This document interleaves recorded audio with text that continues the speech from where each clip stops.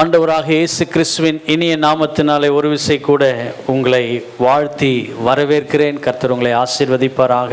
Once again we welcome each one of you in the sweetest name of our Lord and Savior Jesus Christ. ஆண்டவர் இந்த மாதத்தில் நமக்கு கொடுத்த வாக்குத்தத்த வசனத்தை கடந்த 2 வாரங்களை தியானித்து வருகிறோம். We have been meditating upon the promise that God has given us in this month. இந்த 3வது வாரத்திலும் ஆண்டவர் நமக்கு கொடுத்த அந்த வாக்குத்தத்த வசனத்தை நாம் எல்லோரும் சேர்ந்து வாசிப்போமாக. Let's all read the promise that God has given us.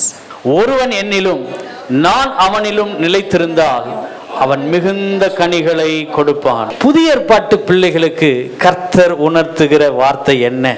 What does God want to reiterate to the children of God? ஒருவன் என்னிலும் நான் அவனிலும் நிலைத்திருந்தால் If one remain in me and I in அவன் him, மிகுந்த கனிகளை கொடுப்பான். he will bear much fruit. மிகுந்த கனிகள் என்பது புதிய ஏற்பாட்டு பிள்ளைகளுக்கு என்ன? What does it mean to bear much fruit for the new children of ஆண்டவரே, God? யோசேப்பு, தானியேல், தாவீது இவர்கள் மிகுந்த கனிகளை கொடுத்து இதுவரைக்கும் அவர்களை குறித்து சாட்சியாய் வேதம் சொல்லி இருக்கிறது. ஆண்டவரே, The word of God testifies about the life of Joseph, Daniel and David. இன்னைக்கு எங்களுடைய வாழ்க்கையிலே நாங்கள் மிகுந்த கனிகளை கொடுக்கணும்னா எங்க ஜீவியத்திலே நீர் என்ன எதிர்பார்க்கிறீர்?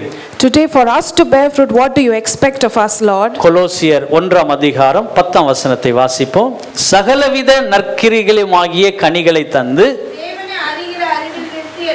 தேவனை அறிகிற அறிவில் விருத்தி அடைந்து கர்த்தருக்கு பிரியமுண்டாக அவருக்கு பாத்திரராய் நடந்து கொள்ளவும், So that you may live a life worthy of the Lord and please Him in every way, bearing fruit in every good work, growing in the knowledge of God. நீங்கள் கனிகளை கொடுக்க வேண்டும் என்று சொன்னால் நற்கிரியை உங்கள் வாழ்க்கையிலே வெளிப்பட வேண்டும். If you have to bear fruit, good work should be revealed from your life. ஆண்டவரே, நான் உமக்குள் நிலைத்திருக்கிறேன் என்பதை எப்படி காட்ட முடியும்? How can I show that I remain in you, Lord? என் வாழ்க்கையிலே நற்கிரியைகள் வெளிப்பட வேண்டும். My life should reveal good works. அந்த நற்கிரியைகளிலே அடங்கி இருக்கிற காரியம் என்ன? நற்சாட்சி. What is it contained in this good work is good testimony.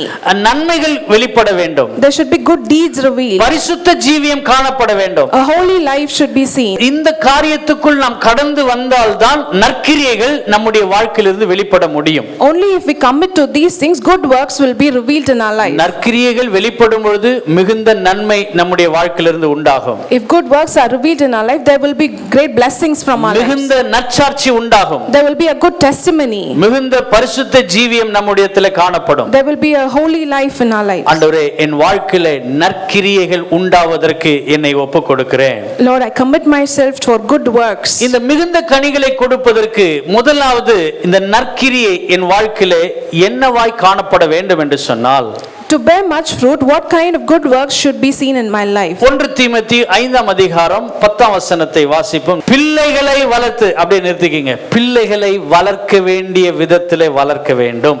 We should bring up children in the way that they should be brought up. இன்னைக்கு நம்முடைய வாழ்க்கையில நற்கிரியைகளை குறித்து மற்றவர்கள் சாட்சியாய் சொல்ல வேண்டும் என்று சொன்னால் என் பிள்ளைகளை வளர்க்க வேண்டிய விதத்திலே வளர்க்கணும். Today, for people to testify about our lives, we should bring up our children in the good way. நல்ல ஒழுக்கங்களை கற்றுக் கொடுக்கணும். We should teach them good values. கண்டிப்பை உணர்த்தி சொல்லிக் கொடுத்து எங்கள் பிள்ளைகளை புத்திமதிகளை சொல்லி ஆண்டவருக்கு நேராக நடத்த வேண்டும். We should teach them in the wisdom and bring them in the fear of God. இதுதான் வழி என்று சொல்லி என் பிள்ளைகளுக்கு சொல்லிக் கொடுப்பதற்கு, என் பிள்ளைகளை வளர்ப்பதற்கு எனக்குரிய கிருபை தாங்கப்பா. Give me grace, Lord, that I will show them this is the way and bring them up. மற்றவர்கள் பார்த்து சொல்லணும், இந்த பிள்ளையை வளர்த்த பெற்றோருக்காக ஸ்தோத்திரம். The other people should testify, thank God for the children who brought up this இயேசு child. கிறிஸ்து வளர்ந்த பொழுது இயேசு கிறிஸ்து குறித்து சொல்ற, இவர் யோசேப்பின் தச்சனுடைய மகன் அல்லவா என்று சொன்னார்கள். When they saw Jesus, they said, isn't he the son of Joseph the carpenter? ஆனால் யோசேப்பு அந்த நாட்களிலே புதிய ஏற்பாட்டிலே பார்க்கிற இயேசுவின் தகப்பனாகிய யோசேப்பு என்னப்படுகிற அவர் நற்சாட்சி பெற்றிருந்தார். Joseph in the New Testament had received a good testimony. அதனாலதான் ஆண்டவர் யோசேப்பையும் மரியாளையும் தெரிந்தெடுத்தார். That is why God chose Joseph and Mary. ஆண்டவரே, தன் பிள்ளையை வளர்க்க வேண்டிய விதத்திலே வளர்ப்பதற்கு பெற்றோர்களுக்கு ஆண்டவர் கிருபை கொடுத்திருக்கிறார். God has given a grace to the parents to bring up their children in the fear of God. ஆண்டவரே, நற்கிரியைகளை வெளிப்படுத்தி கொடுக்கிற காக்கிற ஆண்டவரே, இந்த சாட்சியை வெளிப்படுத்துகிற பெற்றோர்களாய் எங்கள் பிள்ளைகளை வளர்க்க எங்களுக்கு கிருபை தாரும். Give us grace that we will bear a testimony that will reveal a life of good works. அந்த வசனத்திலே தொடர்ந்து வாசிக்கிறோம், அந்நியரை உபசரிக்க வேண்டும். Continually we read to show hospitality. ஒருவேளை அவங்க புதுசா இருக்கலாம், அந்த நபரை நம்ம பார்க்காமல் இருந்திருக்கலாம், ஆனால் வசனம் சொல்லுகிறது அந்நியரை உபசரிப்பது நற்கிரியைகள் வெளிப்படக்கூடியதா இருக்கிறது. They might be strangers, but the word says that to hospitable to strangers is a good deed. இன்னும் மேலும் பவுல் சொல்லுகிறார், என் வாழ்க்கையில நற்கிரியைகள் வெளிப்பட வேண்டும் என்று சொன்னால் பரிசுத்தவான்களுடைய கால்களை கழுவ வேண்டும் என்று. Paul continually says, for good works to be revealed in my life, I should wash the feet of the holy people. அன்று அது ஒரு ட்ரெடிஷனா இருந்தது பரிசுத்தவான்களுடைய கால்களை கழுவுவதற்கு. It was a tradition in those days to wash the feet of the இன்று disciples. பரிசுத்தவான்களுடைய சொல்லை கேட்டாலே, ஆலோசனை கேட்டாலே போதும். But today if we at least obey the words of the righteous people, it is good enough. ஆண்டவரே, பரிசுத்தவான்களுடைய உபதேசத்தை அல்லது ஆலோசனை கேட்டு நடப்பதற்கு அது என் வாழ்க்கையில நற்கிரியைக்கு, ஆண்டவரே, நற்சாட்சிக்கு நேராய் கொண்டு செல்லும். If I obey and listen to the counsel and the teachings of the righteous people, that will lead me to good works. உபத்திரவப்படுகிறவர்களுக்கு உதவி செய்யுங்கள் என்று சொல்லப்பட்டிருக்கிறது. To help those who are undergoing persecution. யார் ஒருவர் கஷ்டத்தில் இருக்கிறார்களோ, நெருக்கத்தின் மத்தியில் இருக்கிறார்களோ, அவர்களுக்கு போய் உதவி செய்வது நல்லது. It is good to help those who are in need. இது எல்லாமே நற்கிரியைகளை வெளிப்படுத்தக்கூடியதா இருக்கிறது. All these reveal good works. அதோடு கூட ஆண்டவர் சொல்கிறார், சகலவித நற்கிரியைகளோடு மிகுந்த ஜாக்கிரதையோடு நடப்பிக்கிற நற்சாட்சி உங்களிடத்தில் வெளிப்பட வேண்டும். Continually God says, along with these good works, a good testimony should be revealed from your lives. யோசேப்பு, தானியேல், தாவீது இவர்கள் எல்லாரும் கனி கொடுக்கிறவர்களா இருந்தார்கள். Joseph, Daniel and David were bearing much fruit. இன்று புதிய ஏற்பாட்டு பிள்ளைகளாகிய நாங்கள் எங்களிடத்திலே பிள்ளைகளை வளர்க்க வேண்டிய விதத்திலே வளர்க்கவும், ஆண்டவரை கண்டிக்க வேண்டிய விதத்திலே கண்டித்து, அந்நியரை உபசரித்து, பரிசுத்தவான்களுக்கு ஆண்டவரை கர்த்தாவே அவருடைய சொல்லுக்கு கீழ்ப்படிய எங்களை ஒப்புக் கொடுக்கிறோம். Today the New Testament children of God, we should bring up our children in the fear of God, showing hospitality to strangers and to help those who are in trouble. அப்படிப்பட்ட நற்சாட்சியை பெறக்கூடிய ஒரு நற்கிரியை நம்மிடத்திலிருந்து வெளிப்பட வேண்டும். Such kind of a good work that will bring good testimony should be in our lives. கொலோசியர் 1:10 நாம் வாசித்தது அதுதான். That is what we read in Colossians 1:10. 1:10 வாசிங்க. சகலவித நற்கிரியைகளை கனிகளை தந்து, bearing fruit in every good work. ஆண்டவரே, நான் நற்கிரியைகளை கொடுக்கிறது எதுன்னா நல்ல சாட்சி என் ஜீவியத்திலிருந்து வெளிப்படணும். To bear good work means to receive a good testimony. அடுத்தது நற்கிரியை எதை வெளிப்படுத்துகிறது என்று சொன்னால், secondly, what is good work revealed? மத்தேயு 5:16 Matthew chapter 5 and verse 16. மனுஷர் உங்கள் நற்கிரியைகளை கண்டு, so people may see your good deeds. மனுஷர் இந்த பூமியிலே ஆண்டவருடைய பிள்ளைகளை நற்கிரியைகளை காண வேண்டும். The people around you should see the good deeds that you do. உங்களிடத்தில் எப்படி நற்கிரியை வெளிப்படும்? How will the good deeds come from you? இதற்கு முன்பு இவ்விதமாய் என்று சொல்லுகிறார். எவ்விதமாய்?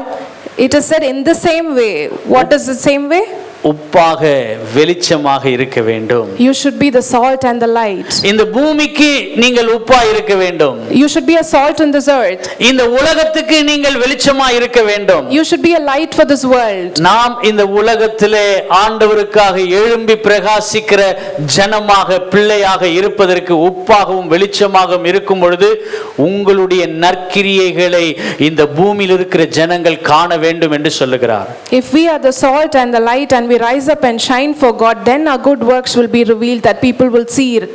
உப்பு சுவை கொடுக்கக்கூடியது. Salt gives taste. உப்பு மறைந்து தன்னை அருமையான ஒரு சுவையை கொடுக்கக்கூடிய ஒன்றா இருக்கிறது. The salt loses itself but adds more taste. எந்த பொருளையும் கெட்டு போகாமல் இருப்பதற்கு இந்த உப்பு தன்னை தன்மைப்படுத்தி கொண்டிருக்கிறது. The salt brings an ability that it preserves the food. ஆண்டவரே, இந்த பூமியிலே இந்த உலகத்தில் இருக்கிற ஜனங்களுக்கு நான் உப்பா இருக்கணும். ஆண்டவரே, today Lord, I should be a salt to this earth. அதன் மூலமாய் மிகுந்த கனிகளை கொடுக்கணும். And through this I should bear much fruit. இன்னைக்கு உப்பு நம்ம பூமிக்கு உப்பா இருக்கணும்னு சொல்றோம். அந்த உப்பினுடைய அர்த்தம் என்ன? Many times we say we should be the salt. What does it mean to be a salt? வேதத்திலே இதற்கு உப்புக்கு ஒரு ஆண்டவர் ஒரு காரியத்தை ஒப்பிட்டு சொல்லுகிறார். God compares the salt to something in the Bible and mark says 9:50 in Mark chapter 9 and verse 50. உப்பு நல்லதுதான், உப்பு சாரமற்று போனால் அதற்கு எதினால் சாரம் உண்டாக்குவீர்கள்? உங்களுக்குள்ளே உப்புடையவராயிருங்கள், ஒருவரோடொருவர் சமாதானமாயிருங்கள் என்றார். Salt is good, but if it loses its saltiness, how can you make it salty again? Have salt among yourselves and be at peace with each other. இந்த பூமிக்கு நம்ம உப்பா இருக்கணும்னா உங்களிடத்திலிருந்து சமாதானம் வெளிப்படணும். If we have to be a salt, there should be peace from us. உங்களிடத்திலிருந்து அன்பு வெளிப்படணும். There should be love revealed from us. ஆவியின் கனிகளில் 9 இந்த 2 கனிகளும் சமாதானமும் அன்பும் இருக்கிற ஒரு தன்மை உடையதுதான் உப்பு. நம்ம பதார்த்தத்துல உப்பு போடுறோம். நம்ம பதார்த்தத்துல என்ன பண்றோம்? உப்பு போடுறோம்.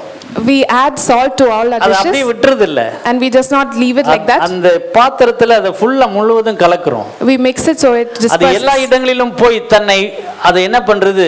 தன்னுடைய தன்மையை வெளிப்படுத்துகிறது. It disperses completely and permeates அதை its எடுத்துக்கொள்ளுகிறவர்களுக்கு taste. சுவையை கொடுக்கிறது. Then it gives taste to those people. சமாதானமும் அன்பும் அப்படிதான். Peace and love is also like நம்ம that. யாவரும் அந்த வசனம் சொல்லுகிறது உங்களுக்குள்ளே ஒருவரோடு ஒருவர் சமாதானமா இருங்கள். The verse here says, be at peace with each other. அன்பை வெளிப்படுத்துகிறவர்களா இருக்கணும். We should be people who reveal இந்த ஆவியின் கனிகள் இந்த ரெண்டும் என் வாழ்க்கையில இருப்பதற்கு நான் இந்த பூமியில உப்பா இருக்க என்னை ஒப்புக் கொடுக்கிறேன். both the fruit of the spirit should be revealed in my life and I commit myself for that. ஆண்டவரே இந்த உப்பு ஆண்டவரே கர்த்தாவே ருசி உள்ளதா இருக்கிறது போல ஆண்டவரே கர்த்தாவே என் குடும்பத்துக்கும் இந்த சமுதாயத்திற்கும் என் திருச்சபைக்கும் ஆண்டவரே நான் ஆண்டவரே சுவையை கொடுக்கக்கூடியவனா இருக்க வேண்டும். Just like how salt adds taste, I should be adding taste and flavor to my family, my society and my church. அதனால தான் அந்த வார்த்தை சொல்லுது உங்களுக்குள்ளே ஒருவருக்கொருவர் ஒருவரோடு ஒருவர் சமாதானமா இருங்கள். That is why this verse says, be at peace with each other.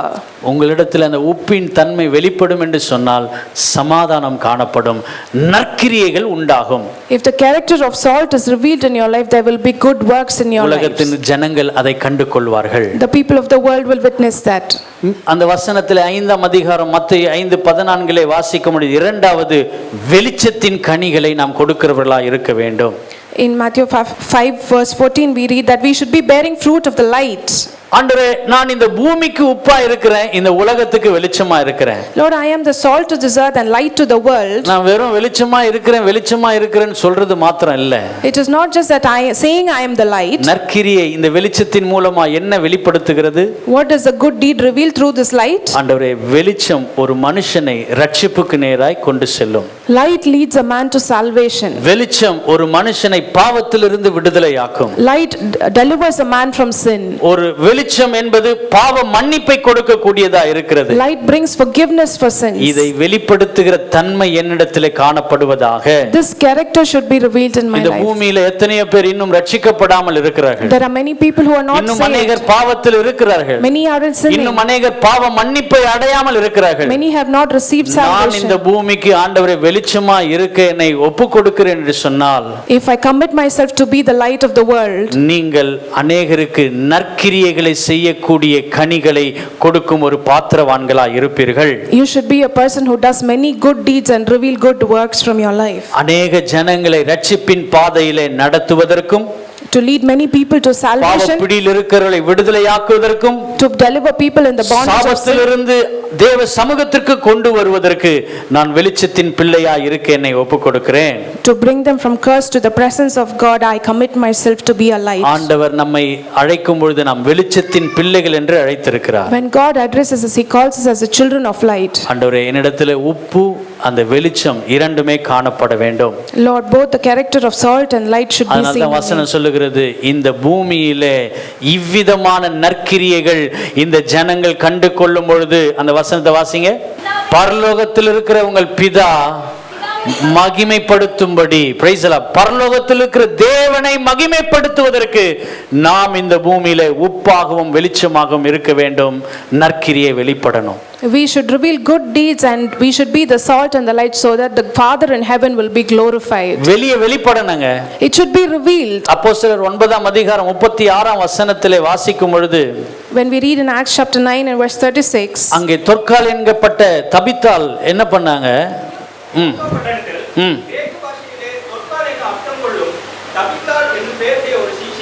இருந்தால் அவள் நற்கிரியைகளையும் தர்மங்களையும் மிகுதியாய் செய்து கொண்டு வந்தாள். in Joppa there was a disciple named Tabitha. She was always doing good and helping the poor. தமிழ்ல மிகுதியாய் செலுத்தி கொண்டு வந்தாள் என்று சொல்லப்படுகிறது. ஆங்கிலத்தில் always என்று சொல்லப்பட்டிருக்கிறது. In Tamil it says doing good, but in English it comes as always doing good. அவள் தர்மங்களையும் செய்து வந்தாள், நற்கிரியைகளையும் செய்து வந்தாள். She was doing good and also helping the poor. சில நேரங்களில் நமக்கு மனம் இருந்தால்தான் தர்மங்களையும் நற்கிரியைகளையும் செய்ய முடியும். Only if we have the will, sometimes we do help people. இன்னும் ஒரு ஸ்டெப் எடுத்தா ஆண்டவர் நினைச்சாதாங்க நீங்க அந்த தர்மத்துக்குள்ள நற்கிரியைகளையும் செய்ய முடியும். Only if God desires, we can also do these good deeds. ஆண்டவரே, அந்த நற்கிரியைகளை செய்வதற்கு என்னை ஒப்புக் கொடுக்கிறேன். Lord, I commit myself to do the good deeds. மூன்றாவது, நாம் அவருக்குள் நிலைத்திருந்து மிகுந்த கனிகளை கொடுப்பது நற்கிரியை வெளிப்படுகிற ஒரு காரியம் என்ன? Thirdly, to remain in God and reveal good deeds means பிலிப்பியர் 1:10. Philippians chapter 1 and verse 10. தேவனுக்கு மகிமையும் துதியும் உண்டாகும்படி இயேசு கிறிஸ்துவினால் வருகிற நீதியின் கனிகளால் நிறைந்தவர்களாகி போதும். தேவனுக்கு மகிமையும் துதியும் உண்டாகணும்னா இயேசு கிறிஸ்துவினால் வருகிற நீதியின் கனிகளினால் நிறைந்தவர்களாய் காணப்பட வேண்டும். We should be filled with the fruit of righteousness to bring glory and praise to God. ஆண்டவரே, என்னிடத்தில் இந்த நீதியின் கனி வெளிப்பட வேண்டும். The fruit of righteousness should be revealed in my life. இன்னைக்கு நீதியின் கனி வெளிப்படுவதற்கு நம்மை முற்றிலுமாய் ஒப்புக் கொடுக்க வேண்டும். We should completely surrender ourselves so the fruit இந்த of righteousness நீதியின் will கனி be. எல்லாராலும் செய்ய முடியுமா? Can everybody do this? அங்க ரெண்டு காரியத்தை ஆண்டவர் சொல்லி கொடுக்கிறார். God teaches two things here. 11ஆம் வசனத்தை வாசிங்க. நீங்கள் கிறிஸ்துவின் நாளுக்கென்று துப்புரவானவர்களும் இடரலற்றவர்களுமாய் இருக்க வேண்டுதல் செய்கிறேன். I pray that you will be pure and blameless for the day of Christ. என்னிடத்திலே தூய்மை இருந்தால் தான் நீதியின் கனி வெளிப்படும். Only if there is holiness in me, there will be the fruit of என் வாழ்க்கையில righteousness. எந்த அழுக்கும், எந்த மாசும், எந்த கசப்பும் வெறுப்பும் இருக்கக்கூடாது. There should be no hatred or blame in my life. இதை எல்லாவற்றையும் ஆண்டவரே துப்புரவாக்குகிற என்னுடைய இருதயத்தை மாற்றி அருளும் ஆண்டவரே. Lord, cleanse my heart so my heart will be N clean. வாழ்க்கையில் இருக்கிற எந்தெந்த காரியங்கள் எல்லாம் இருக்கிறதோ அந்த அழுக்கான காரியங்கள் எல்லாம் நீக்கி போடுங்க ஆண்டவரே. Whatever is impure, Lord, cleanse it in my நான் life. யாரை குறித்தாவது கசப்பா இருக்கிறேன்னு சொன்னால் அந்த கசப்பு என்னை விட்டு நீங்கட்டும் ஆண்டவரே. If there is hatred in my heart, please remove it. நான் யாரையாவது வெறுக்கிற ஒரு நிலை இருக்கும் என்று சொன்னால் அந்த வெறுப்பின் தன்மை என்னிடத்தில் நீங்குவதாக. May the hate be removed from my heart. இதுதான் இருந்தாதான் நீதியின் கனி நம்மிடத்தில் வெளிப்பட முடியும். Only if this is there, the fruit of righteousness will be அதோட revealed. கூட ஆண்டவர் சொல்லுகிறார், துப்புரவாகுது மாத்திரம் இல்ல, இடரலற்றவர்களா இருக்கும்படி. Not just to be pure and blameless, but also that we will நீங்கள் not. இடரலற்றவர்களா இருந்தால் மாத்திரமே கனி கொடுக்க முடியும். Only if we are in such a way, we will be able to bear fruit. எது இடரல்ங்க?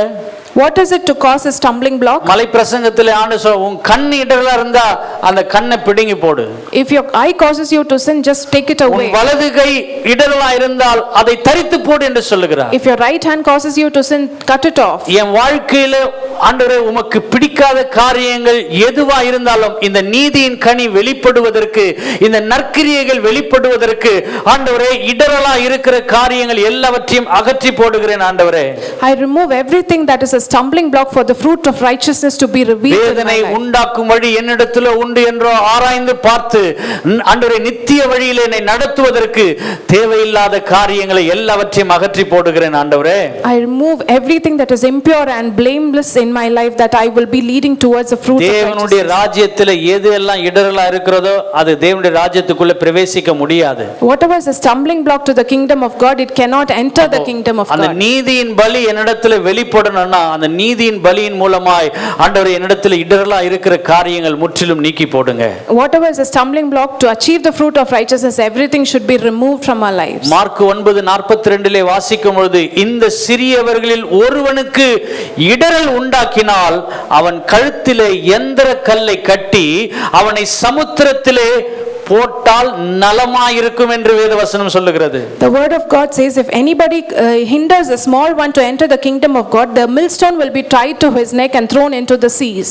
நாம் சிந்தித்து பார்ப்போம், ஆண்டவரே என் வாழ்க்கையிலே ஆண்டவரே எந்த காரியத்திலே நான் இடரலா இருக்கிறேன்? In what work in my life am I a hindrance? இடரலா இருக்கிற காரியத்தை தரித்து போடு என்று சொல்லுகிறார். It is said that whatever is a stumbling block, just cut it off. நாம் அதை கண்டுபிடித்து நித்திய ஜீவனுக்குரிய கனிகளை கொடுக்க, நீதியின் கனியை கொடுக்க கொடுக்க நம்மை ஒப்பு கொடுப்போமாக. We should find out what causes a stumbling block and we should be able to bear என்னை ஒப்பு fruit. கொடுக்கிறேன் ஆண்டவரே என்று சொல்லுங்கள். Say that you commit yourself. மத்தேயு 18:7 வாசிக்கும் பொழுது, When we read in Matthew 18 and 7, எந்த மனுஷனால் இடறல் வருகிறதோ அவனுக்கு ஐயோ என்று சொல்லப்பட்டிருக்கிறது. "Woe unto the man who is a stumbling block." எந்த ஒரு மனுஷனால இடறல் வந்தாலும் அது அவனுக்கு ஐயோ என்று சொல்லப்பட்டிருக்கிறது. Whoever causes a hindrance or a stumbling block, woe unto him. நான் எந்த இடத்துல இருந்தாலும் மற்றவர்களுக்கு இடறலா இருக்க கூடாது ஆண்டவரே. Wherever we are, we should never be a stumbling நான் block to anybody. ஆசீர்வாதமான பாத்திரமா இருக்க என்னை ஒப்பு கொடுக்கிறேன். I commit myself to be a blessing to others. யோசேப்பின் வாழ்க்கையிலும் இயேசு கிறிஸ்துவின் வாழ்க்கையிலும் ஒரு ஒற்றுமை காணப்பட்டது. There is a similarity in the life of Jesus and Joseph. யோசேப்பின் தகப்பன் யோசேப்பை அதிகமாய் நேசித்தார். Joseph's father loved Joseph much. இயேசு கிறிஸ்து பிதாவாகிய தேவன் இயேசு கிறிஸ்துவை அதிகமாய் நேசித்தார் என்று யோவான் 3 அந்த அதிகாரத்தில் 35 வசனம் நினைக்கிறேன். அப்போ ஆண்டவர் தம்முடைய குமாரனை அதிகமாய் நேசிக்கிறதை பார்க்க முடியும். We also see that Father God loved Jesus much more.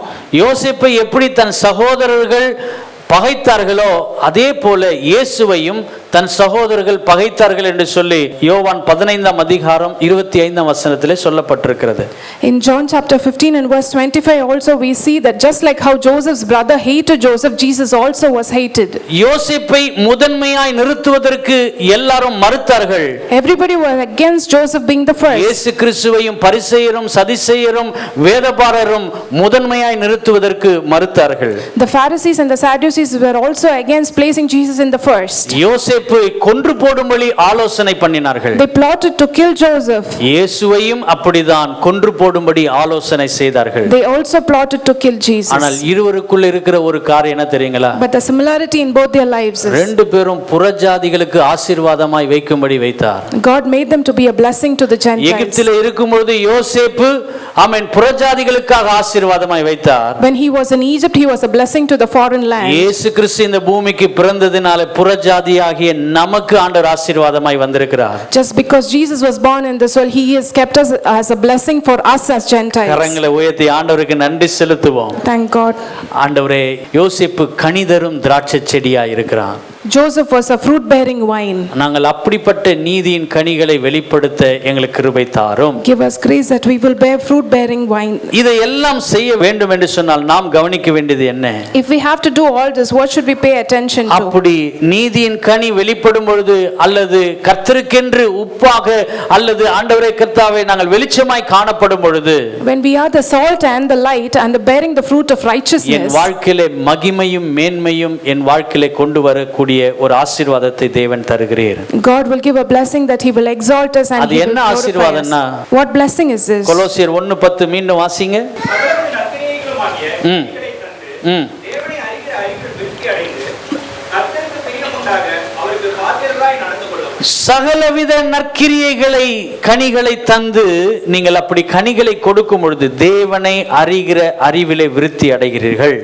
When you bear much fruit in every good work, you grow in the knowledge of knowing God. அது மாத்திரமல்ல, கர்த்தருக்கு பிரியமுண்டாகும் ஒரு பாத்திரராக நீங்கள் நடந்து கொள்ளும்படி கர்த்தர் வைக்கிறார். God also helps you to live a life that is desirable in his sight. நான் நற்கிரியை வெளிப்பட நான் தேவனை அறிகிற அறிவிலே நாளுக்கு நாள் வளர்ந்து பெறுகிறேன் ஆண்டவரே. When good deeds multiply in my life, I also grow in the knowledge of God. அதோடு கூட அவருக்கு பிரியமான பாத்திரமாய் என்னை இந்த பூமியிலே நீர் வைத்திருக்கிறீர். Also you have kept me as a pleasing vessel in your sight in this earth. 12ஆம் வசனத்திலே வாசிக்கும் பொழுது ஒளியிலுள்ள பரிசுத்தவான்களுடைய சுதந்திரத்தில் பங்கடைவதற்கு நம்மை தகுதி உள்ளவர்களாய் கர்த்தர் மாற்றுகிறார். God has qualified us to be an inheritance of his holy people. அவரை அறிகிற அறிவிலும் அல்லது அவருக்கு பாத்திரவான்களாய் நடந்து கொள்வது மாத்திரமல்ல, ஆண்டவரே பரிசுத்தவான்களுடைய சுதந்திரத்தில் பங்கடைவதற்கு என்னையும் தகுதிப்படுத்துகிறீர். He also qualifies us to be an inheritance in his holy people, not just growing in the knowledge of God. நற்கிரியை என்னிலிருந்து வெளிப்படுவதாக. May good deeds be revealed from me. இரண்டாவது, நான் உப்பாக வெளிச்சமாக என் கனிகள் வெளிப்படும் பொழுது, when I am the salt and the light and good works are revealed from my life. மத்தேயு 5:16 நான் வாசிக்கும் பொழுது, ஜனங்களுக்குள்ளே ஒரு பிரகாசத்தை உண்டாக்கக்கூடிய வல்லமையை கர்த்தர் எனக்கு கொடுக்கிறார்.